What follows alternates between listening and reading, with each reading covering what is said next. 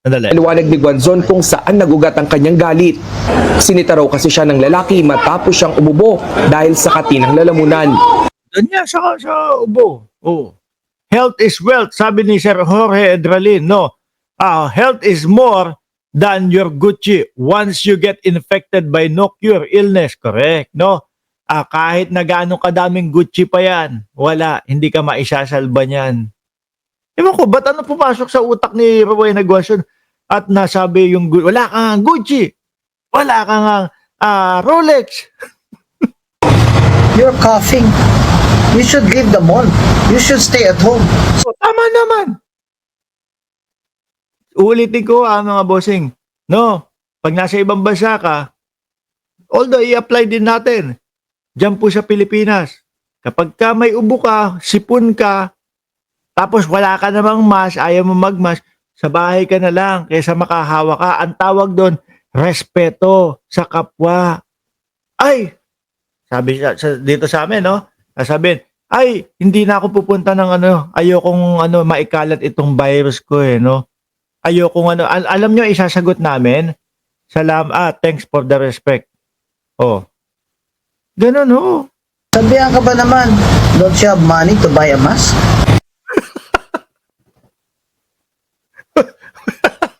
Ewan natin kung totoo, mga kababayan, istorya niya yan. Di ba? Pwedeng idinadagdag niya lang yan para magmukhang biktima siya, mga bossing. Oh. Nabastusan daw si Guanzon sa asta ng lalaki kaya uminit ang kanyang dugo. Humingi naman daw ng dispensa ang babae pero ang mister nito, tiningnan daw siya mula ulo hanggang paa. Ayaw yatang matitignan mula ulo hanggang paa, mga kababayan. Sinampahan ni Guanzon ng kasong unjust vexation at grave oral defamation ang mag-asawa. Defamation? Mga ewan ko kung may kakapuntahan ho yan, mga bossing. Alisin ko ito. Pakinggan natin yung mismong paliwanag ni Rowena Guanzon. Akin. At, doon mo. Mukhang kawawa na dito, oh. Oy, Ma'am Maritel T, shoutout sa iyo. At Luis, sa Linda, palusot ka pa, sabi kay Guanzon. Morning. Thank you sa mga nag-alala sa akin. At, Kayo, mga comment section, no? Nagpapasalamat sa inyo si Rowena Guanzon dahil nag-aalala kayo sa kanya. Yung mga kakamping, nagpapasalamat sa inyo si Rowena Guanzon, no? Kasi daw ay nag-alala daw kayo sa kanya. Hindi. Matagal nyo nang ayaw dito kay Guanzon. Okay. Kala ko gusto nyo pa no?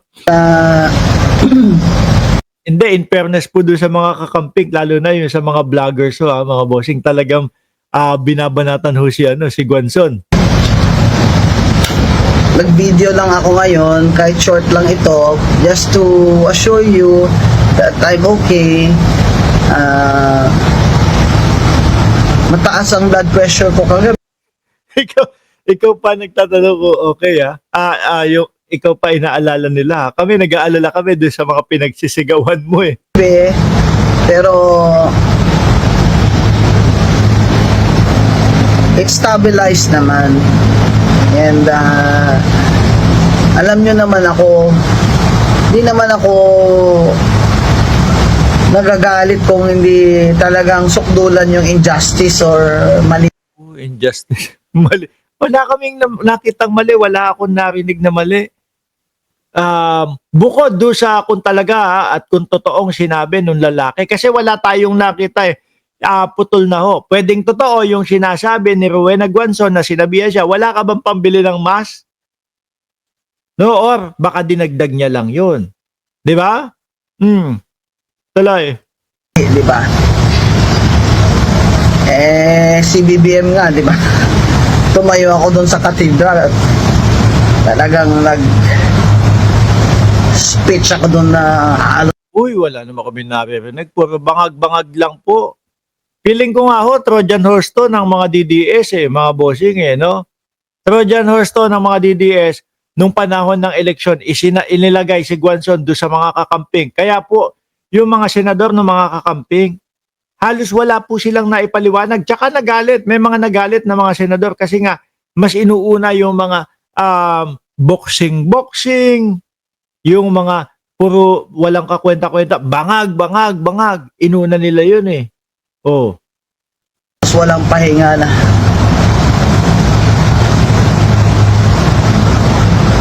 Panat talaga.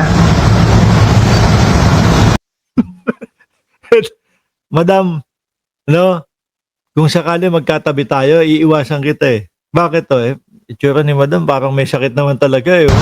Ito, hindi naman pwedeng palampasin yun. Pag inaalipusta ka na.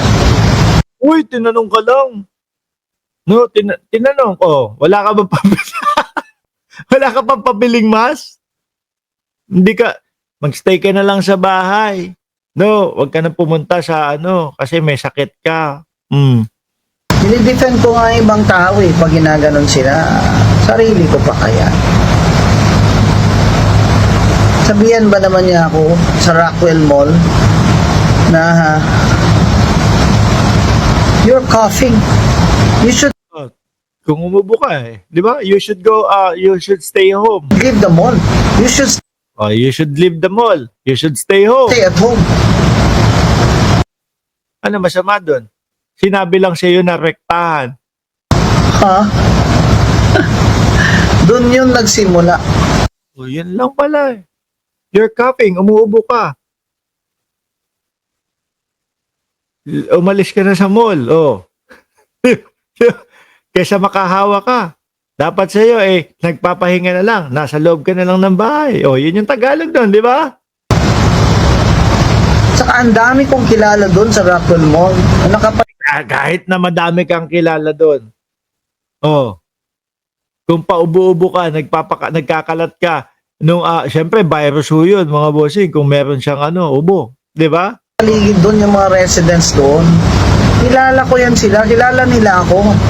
Ganun pala kapag siguro mga bossing kung dati nung panahon ng COVID, oy, wala, hindi ako magmamas. Bakit? Kilala ko naman yung mga nakapaligid eh, 'di ba, Sir Almond Lee? Ganun yung ganun yung idadahilan mo sa kanila, hindi pwede.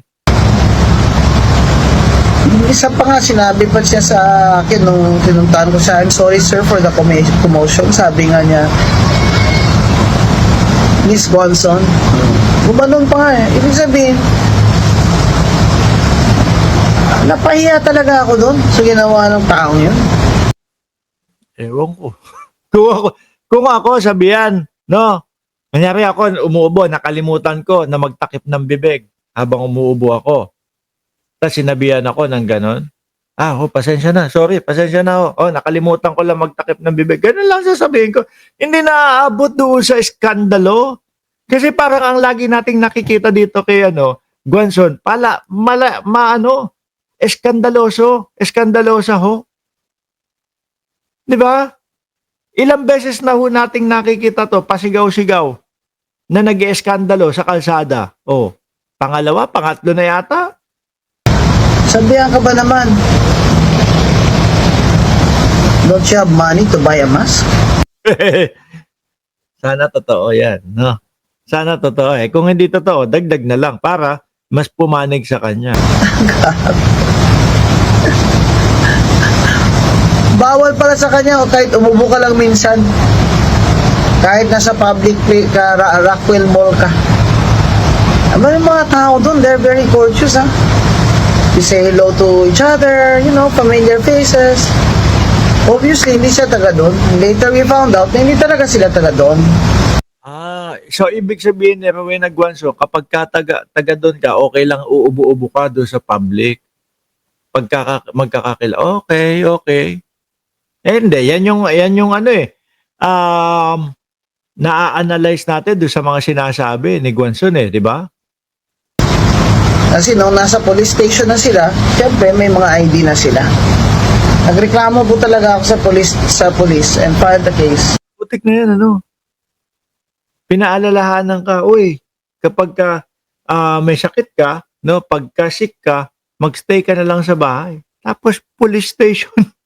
Syempre mga kababayan, baka ang nangyari dyan, yung mga kapulisan, Guanzon to, si Rowena Guanzon to. Kakabahan na, di ba? Wag naman sana hong ganon. Yung nangyari sa police station, di ba? For unjust fixation. Unjust vexation yung kinaso niya, kinasuhan niya, yung dalawa. Tapos, nasa bardagulan ka. Ano yan? So, kapag ka yung mga ganyan, ay, wala, mahina. Lalo na kapag ka ikaw nang babardagol, nako, kailangan matibay loob mo. And grave oral defamation. Last night, kahit gabing-gabi na I wasn't feeling well and tired and I had no dinner. So I ate one mushroom pie and a bottle of water. But I'm okay now. I want to Okay, mga kakamping, okay na daw si Rowena Guanzon. Ayaw nyo na kay Alisin na ho natin, mga bossing.